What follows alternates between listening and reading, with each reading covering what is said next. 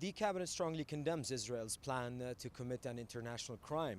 by handing over the residents of Al-Khan al-Ahmar an illegal military order requiring them to self-demolish their own homes, schools and clinic by the 1st of October, stripping them from all elements of life and humanity. This criminal order that would result in the forcible displacement and transferring of 180 Palestinians who will become refugees for the second time in 7 years after they were forcibly expelled from their original homes in the Negev desert by the Israeli occupation in the 1950 and moved to the Al-Khan al-Ahmar long before Israel illegal settlements existed in the West Bank. While the government is taking all precautionary measures to confront Israel's demolition order, the cabinet calls upon Arab, Islamic and international countries to stand for its moral and legal system represented by the 4th Geneva Convention and the Rome Statute and stop Israel from pursuing its 20 years colonial so-called E1 plan that comes to undermine the two-state solution, isolate Jerusalem from the West Bank, split the West Bank into two geographical entities, and damage any possibility of a cohesive independent Palestinian state.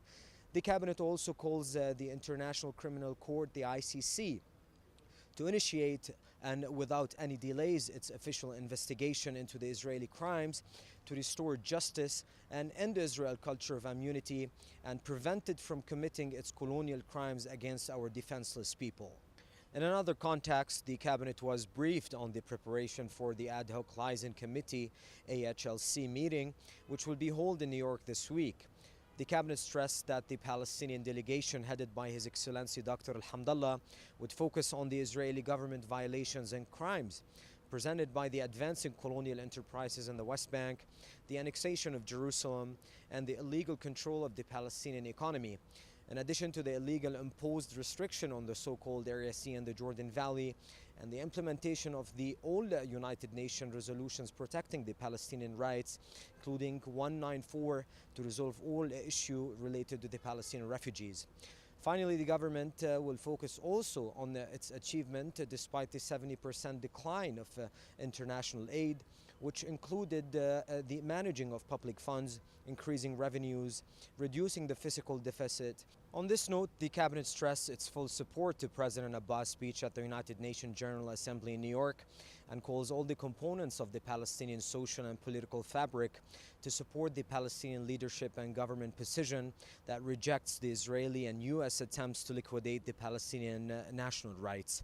In addition, the cabinet calls the international community to endorse President Abbas' initiative presented at the Security Council and based on the Arab Peace Initiative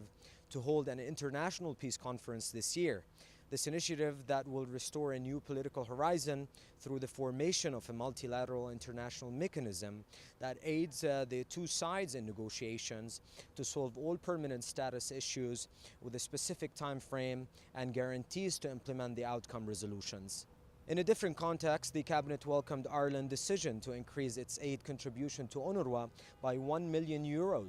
which brings Ireland's total funding to €7 million.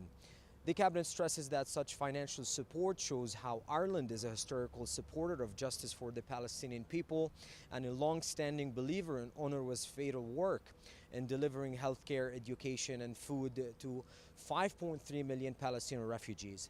In addition, the cabinet welcomed Spain's determination to recognize the state of Palestine, stressing that this statement made by the Spanish foreign minister are a step in the right direction for peace, ending the Israeli illegal occupation, and achieving stability in the Middle East.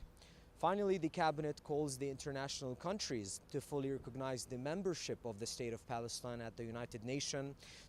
and to end all misguided attempts to bypass the PLO, the official and only representative of the Palestinian people, and provide immediate international protection to our defenseless nation.